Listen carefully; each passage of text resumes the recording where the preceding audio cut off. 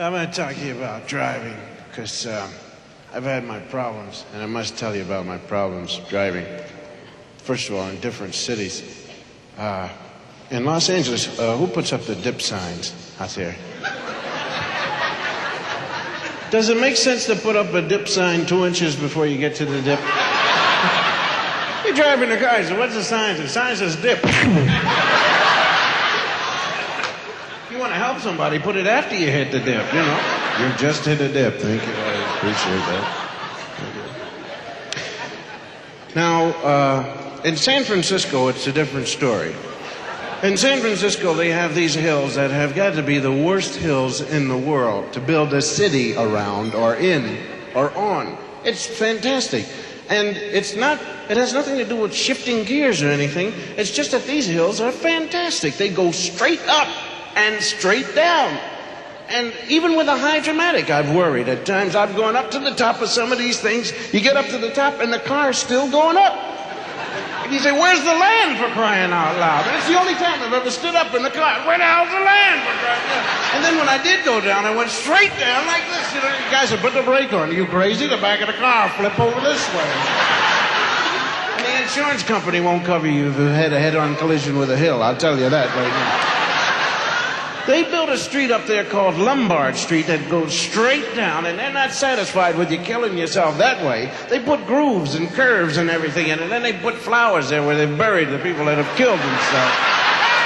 Yeah, Lombard Street, wonderful street. So, I had this Volkswagen. A guy lent me a Volkswagen. Now, I don't get along at all with the clutch. That's all there is to it. You don't even have to look for my car if you want to tell if I've been there. Just take a sniff and smell the clutch. That's all. I'll burn out a clutch in a minute. And first gear is not my best friend in the world. That's all. I get the hiccup, you know.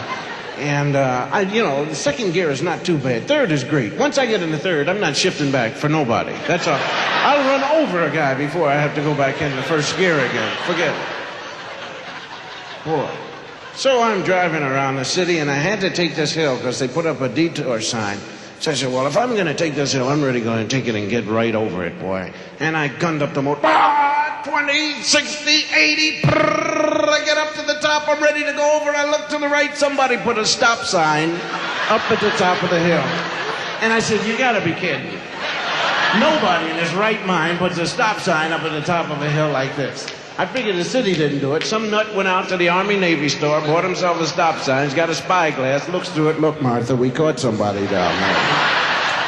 So I'm caught, and I put the brake on. And I know if I'm in a hurry, I'm going to lose my right leg because all the blood's draining down to my hip.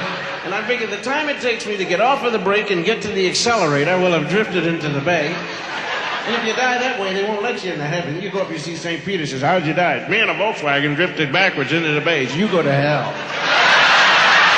So I said, I better give it a try.